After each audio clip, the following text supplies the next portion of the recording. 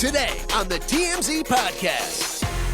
Welcome to the TMZ Podcast. Harvey Levin here. Fabian here. Derek here. So, Kourtney Kardashian and Travis Barker have continued. I feel like they need jackets like velvet jackets with like insignias that say Marriage Tour 2022. Yes. Five Timers Club. So Yes. third marriage ceremony, this time in Italy. I gotta say, they pulled out all the stops. Oh, yeah, for sure. I mean, This was crazy. as extravagant as it gets, for sure. Well, when you get And she's a lesser Kardashian, and She it's is. still the But don't most call her that. extravagant. It felt pretty Kimmish. It didn't felt Kimmish. It It felt did. like so over the top. But I guess Travis Barker and she are huge. Right. so celebrity couple. we know that usually the first dance they play, the DJ plays a song.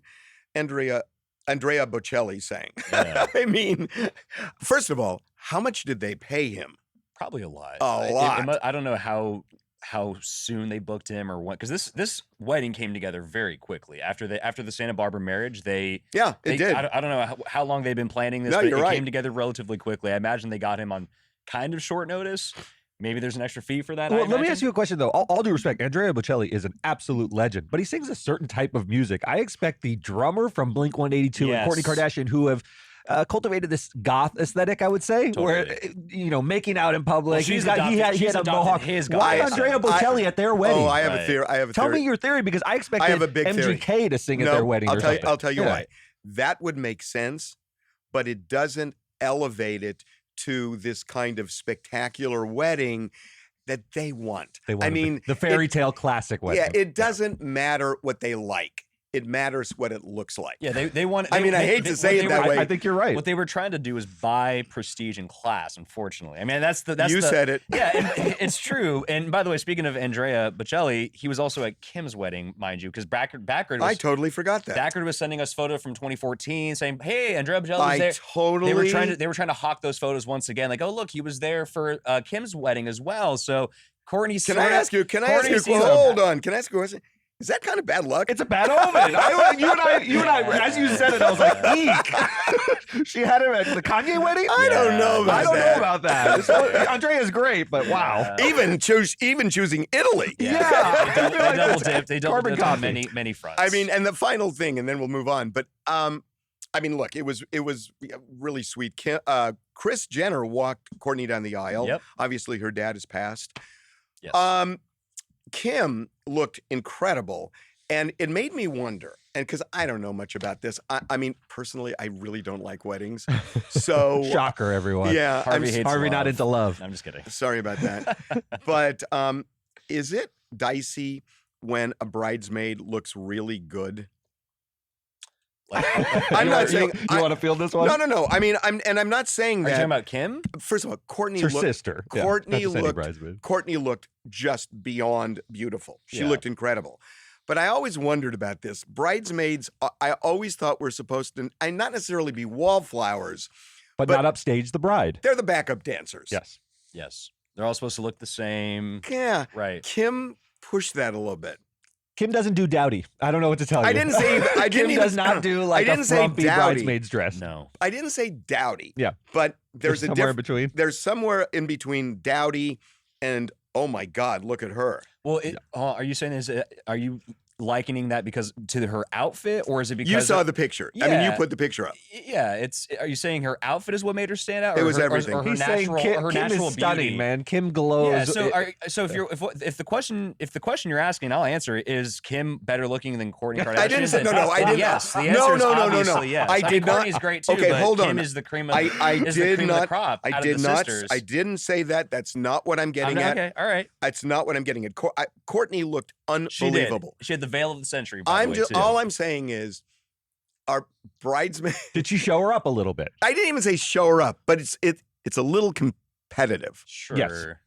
That's all I'm saying. Well, anyway, yeah, we'll leave that. Fabian one wanted there. to answer another question, Well, and he was happy to do so. Let's move on to the Dave Chappelle attacker. Oh, this story is was super This interesting. was nuts. So the New York Post got this interview. It was a jailhouse interview. They went and interviewed this guy Isaiah Lee, who is waiting further, more serious charges. If he gets convicted on those, he'll be in jail for a long time. Attempted murder. Yes, and he acknowledged as much in his interview. But on the issue of why he did what he did, because he's sort of copying to this in this interview, as far as rushing Dave Chappelle, tackling him.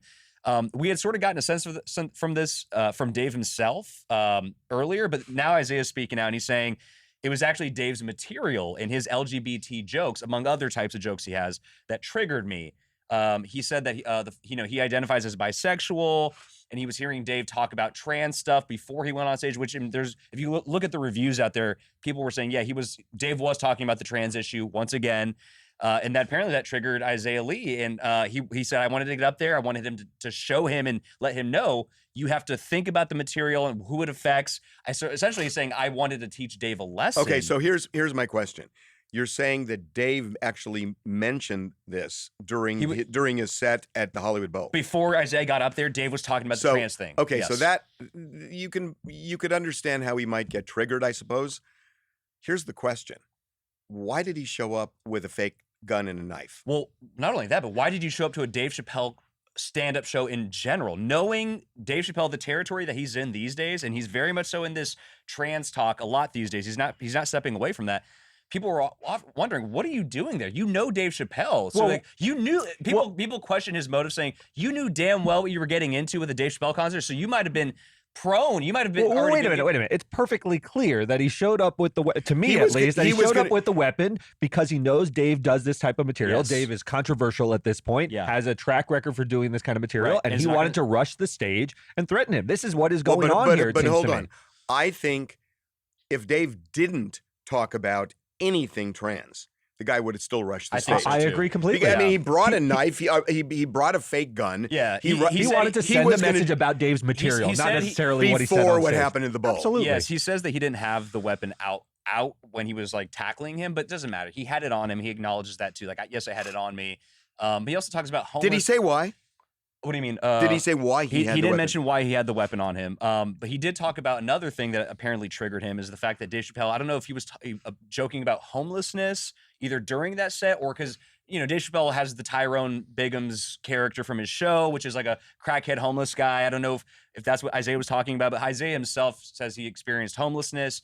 That also triggered him too. And apparently one of his openers was talking about pedophilia, and he was saying, I'm a victim of sexual abuse when I was a minor and this and that. So all these different things that he claims set him off. Here's what I want to say. This, his explanation is scary to me. The scary thing is, I think this is going to resonate with a lot of people. I think a lot of people think Dave should be careful what he says, and he got what was coming to him for spewing hate speech. I think that is a viewpoint out there. I think it's dangerous. Wait, you think people are saying that it's good that Dave got attacked? I think absolutely people will resonate with the message that this guy gave Dave what was coming. Yeah, absolutely, for Harvey. sure. And it's problematic. It's to your point, it's such a dangerous precedent that he's setting. And by the way, Dave Chappelle was doing stand-up this weekend for John Mulaney out in Ohio, Columbus, Ohio. John Mulaney was headlining.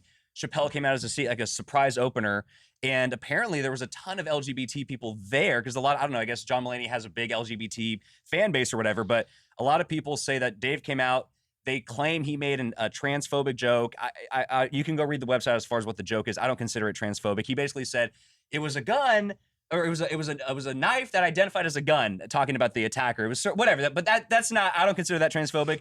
People were pissed about that. We did a story about it this weekend. All these different tweets saying, "I feel like John Mulaney ambushed us with Dave Chappelle. We didn't pay tickets to see Dave Chappelle." So Dave Chappelle kind of continue on with this path. But to your point, people won't publicly support this guy, but quietly they will say Dave got what was coming, 100%. And that's the problem with what's going on right now, Harvey. And it's dangerous. Absolutely got to be a viewpoint. Huh. Yeah. Okay. Anyway. Okay. Let's move on to Amber Heard because I got to tell you, this is the story that keeps on giving. I love it. It's funny. I was telling some people today that my kind of street, I call them street Nielsen's. This woman I worked with for a long time at CBS when I was a reporter, Patty Ecker, used to talk about street Nielsen's, and I kind of followed her lead on this, and that's basically just talking to ordinary folks who aren't necessarily in this world that we live in. Right.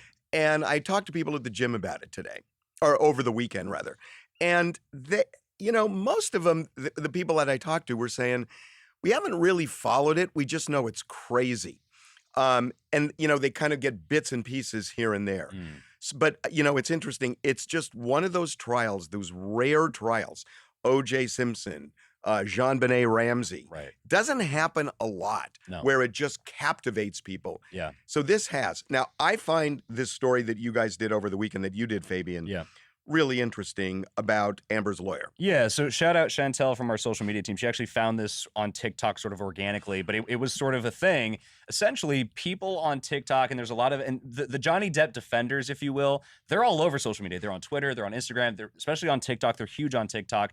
But there was this thing going around where they essentially got like a clip of Elaine Bredehoft in court next to Amber looking pretty down and out. Like, and people have been kind of picking and choosing these snapshots of her looking sort of, red nose and just kind of like flustered. But you should explain. She was totally outlawyered, outlawyered by Johnny's lawyer. This all goes publicly humiliated. Yeah, this all goes back to Tuesday's cross-examination. She couldn't get a question out. She couldn't. So Camille Vasquez came up, cross-examined Amber, was very effective in doing that. Elaine came back for redirect and then was not successful in her redirect. Well, you should say the one thing she looked at the judge was, "I'm doing my best." She looked up at the heavens. She literally never heard a lawyer say this. Because Camille was objecting to every little thing, and the judge was sustaining the majority of it, and Elaine couldn't really get a word out, and she was so frustrated. She looked up into her thoughts. She's like, I'm trying.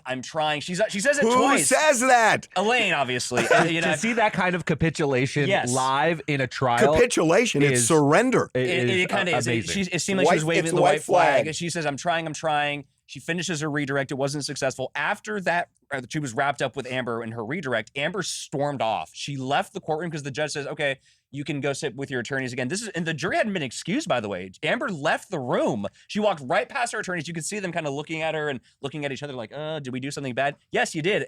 Amber was furious. So Amber leaves the courtroom.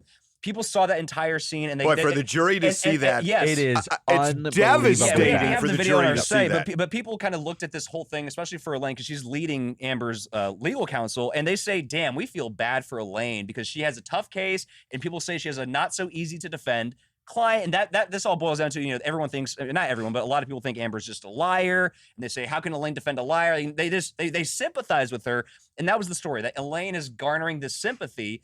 And it's just so interesting because hardly anybody has any real sympathy for Amber, but even her lawyers are now starting to get a shoulder to cry on from the public. It's crazy. There's a thin line between, look, Johnny's legal team is impressive. They just are very impressive. Camille has made a name for herself in this trial. I think she'll be a big lawyer in years to come. Sure. But there's a thin line between mastery of your craft and bullying of your opponent. And I think what you saw here. Come on, Derek. Now listen, look, she's doing her job. She's zealously advocating for her client. Bullying. I don't think she's necessarily bullying, but I think the way it reads to people when you're so much better that you're batting them around in court.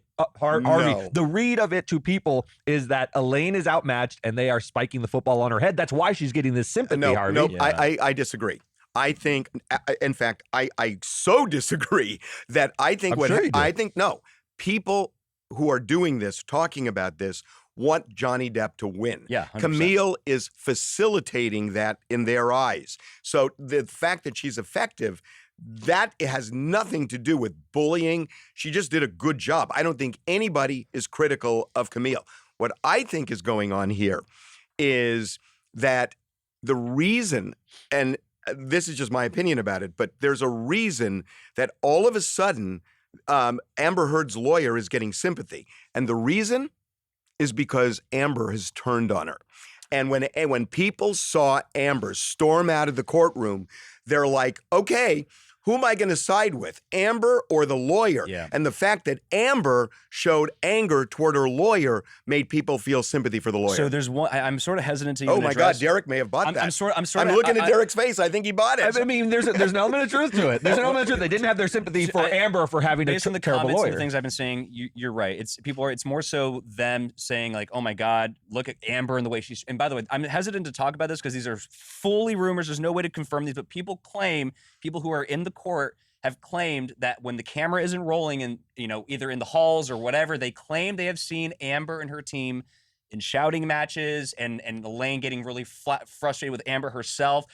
They claim that. I don't know if there's any truth to that whatsoever. There's no way to verify it, but people have said they have heard these rumors of Amber and her team getting into these squabbling, these shouting matches and squabbling within each other.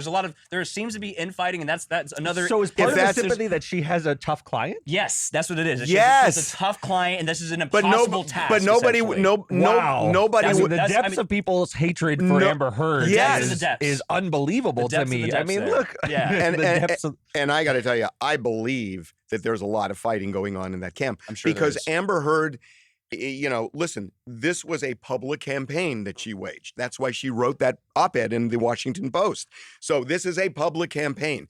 She wants to win that campaign. She wanted to win this for years. Yeah, she started it a long time ago. And she was the first one who made the allegations in the first That's place. right. And the fact that she's losing. Although the one that dragged her into court is Johnny Depp. True. Which is what she said on the stand consistently. She said, I didn't want this. Right. I wanted to write an op-ed about my experience as a domestic violence victim. Right. And he brought it into court. Right. But she was the one pushing this. She made a public campaign. And, she cares about public perception. She's losing that right now. Yeah, and you got to wonder, especially because it's not going well in court, there's got to be that infighting. I mean, that's just. I'm sure there is. Yeah. Yeah. Wow. Speaking of infighting, oh Lord, this Jersey Shore story is ridiculous. I think, it's like the cast of Jersey Shore is pissed off that the network has announced that there's a reboot with a new cast, and they're younger. They're basically people who were as young as they were when they started the show. Yeah. Which was almost like 10 years ago. It was 2010 when I first started college. Yeah. Was when they started coming out. Yeah. Okay, can you take that back? I don't want to hear it. It's over a decade old. It was a long time ago. No, just the idea of saying 2010 when I was in college just. I mean, it was a decade. Okay, well, you wounded me. It was a decade. You just wounded me, okay? I'm already Mortal getting old. blow. I'm literally getting old already. Anyway. Okay, stop that now. All right. Okay, You made it worse, stop that baby. now. Okay, so they are pissed off. Yeah. And it's like. They all posted the same statement, by the way. And read the statement because this is so ridiculous. It's ridiculous and corny, by the way. They say everybody, Snooki, JWoww, the whole gang, they all posted saying, we are not in support of a version that will exploit our original show, our hard work, and authenticity to gain viewers. First of all, that's exactly what you were doing when you first signed on to the show way back when. Now, and first of all, you mean when they got drunk and fell off bicycles? Yeah, look, you guys are older now. You're older folks now. You got kids. Yeah, you're married. Nobody cares. And this, by the way, this thinking of like, yeah, you're old and you're washed up also applies to the Kardashians. I would argue a little bit, but. It's true. It's like you guys are old and washed up. Nobody wants to see they're you. They're not washed up. They are kind of washed up because you're not providing they're in a different phase of life. You're just not providing the same type of drama you were doing when you were in your 20s. I'm sorry, none of you are. Even Pauly D, who's the party guy. You're kind of an old timer at this point. I hate this sentiment so much. I hate that they got extremely famous. They all have huge careers because of that show. And I call this pulling up the ladder after you've become famous. They don't want anyone else to capitalize on getting drunk at bars and antics out in the Jersey Shore, which, by the way, they didn't invent. These were just a couple of kids who did this, got very famous, but they want to pull up the ladder and not allow anyone else to share in that success. I think it's a gross sentiment. I think it's natural for humans to feel it, to feel like, oh, we're being replaced. That's our shtick. Our brand. That's our shtick, not yours. Right. But I think it's gross. I think you should resist saying it, not say it publicly. You know what it feels like to me? That the original cast is getting in a room and they're just playing Bruce Springsteen's Glory Days.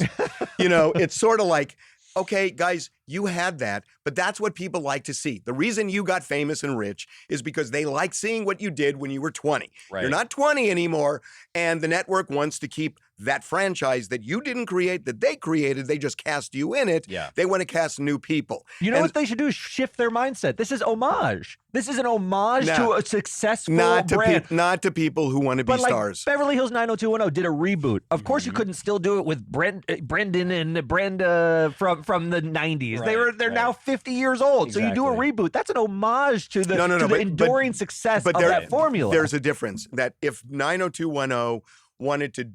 If they felt that they should be doing, okay, let's talk about what happens 10 years after they graduate from high school. That would be the equivalent because that's what Jersey Shore is trying to do with Snooki and company. Right. Family vacation. Yeah, but it's except now they all have 3 kids. So and I love this. And that's ridiculous. That's the new drama. It's and I love our production sources there. We're calling the cast ungrateful, calling it disgusting that they took a swipe at the network this way. And it's true. I mean, well, these are naturally trashy people. I mean, we've seen that forever. So it's like that's just deep in their DNA. Yeah, it's just not that alarming. But okay. One thing, a correction I'll make real quick is that I sort of compared them to Kardashians. The Kardashians have done a better job, just objectively, of staying relevant even at their older age, and when all the kids that they have, their new show is actually doing well. It's performing well.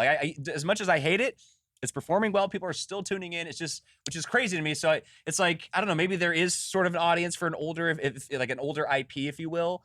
But they're worried if this new one comes in, no one's going to watch Family Vacation, because if you want to see the real rowdy kids, you'll watch the new Jersey Shore. Anyway. Okay. Last thing. Speaking of the Kardashians, so Pete Davidson said goodbye to Saturday Night Live on Saturday. I'm so angry about this. Why? Yep. I bet we're going to be on the same side of this. I'm angry about this because, well, first of all, like, yeah, he had a long run. Good, great. That's fine. Dude, first of all, I just want to mention the fact that Pete Davidson got the headlines as the person leaving the show. Insane. We led with Insane. it. Everybody else led with it, which is fine. That's where the media is these days on Pete Davidson. That's how famous and important he is. Aidy Bryant and, more importantly, Kate McKinnon also left, and they have contributed so much more to that show over the years than Pete Davidson has. He is hardly... Harvey, this is 100% correct. He is never... Pete is not important on SNL. He is not. Never has been. He doesn't appear in sketches, Never. Harvey. He's sprinkled throughout every so often. He appears on Weekend Update every so often, but he is not, and Kate McKinnon has contributed so much. He's one of the most He is not integral. He has had 8 uninteresting seasons on SNL. And Aidy Bryant was dismissed. She didn't even get her own little segment or goodbye. It was so shameful. Kate McKinnon got to go on the space shuttle and give her goodbye in the open. She got the cold open. Hey, yes. 100% true. Guys, I agree with what you said. I'm furious about that. I am too, actually. And at the same time, are you kidding me? Where do you work? I mean, we should take a long, hard look at ourselves. Yeah, no, I mean, well, no, because we mirror what people are interested in. That's true. And the reality is, you're absolutely right, that Kate McKinnon and others were more important than Pete on the show. Yeah. But in terms of cultural importance, I mean, look, it all goes back to dating Kim Kardashian. Yes, and that's what and Ariana Grande before that. That what makes me so angry. But why does that surprise you? Because his fame is not merited. It's not warranted on his own objective contributions to showbiz or whatever. He's not that a big of a thrill. Yeah, he's good in the sack apparently, but that's all he's famous for dating these women, and his profile gets elevated. He's made a whole career riding on the coattails of all the women he's ever dated. Let me ask you, to me. Without mentioning who, do you think there are singers who aren't really that good, but they end up becoming incredibly famous over people who have much more talent? Yeah, I'm sure that happens all the time. Yeah, what's the difference?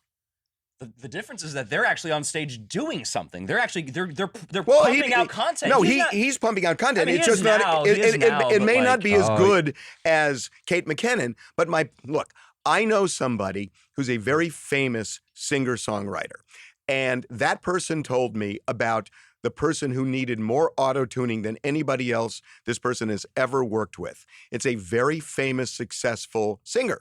And this person is incredibly famous. I'm not going to say who, but my only point is this happens all the time. It's like, what do they do off stage that usually becomes more sticky, more interesting to people than what they do on stage? A song is a song is a song. No. Well, my question is, why does it bother you? You know what? It doesn't bother me. The biggest example of this is, the biggest example in my mind is your favorite person, is Diana Ross, who is not the most talented singer in the Supremes. Never was, correct? I'm going to ask you, was she the most talented singer on the Supremes? Well, no, but do you know another Supreme? Hold on. Is the answer no or yes? I can answer your question, and the answer is she was not the best singer in the group. The best singer in the group was Florence Ballard. Correct. However, and it's tragic. It's tragic that Florence Ballard doesn't have the name that Diana Ross has. Let me just finish. Berry Gordy, the head of Motown, early on said, yeah, Florence may be a better singer, but Diana has the look, has everything else. Has everything else. And she's a good singer, and she can propel this group. Here's the bottom line. And that's a tragedy. No. That's why you get Dreamgirls where Jennifer Hudson sings her heart out. First of all, you're smiling. but hold on. He was right. Yeah, he was right. Okay, so what's your beef?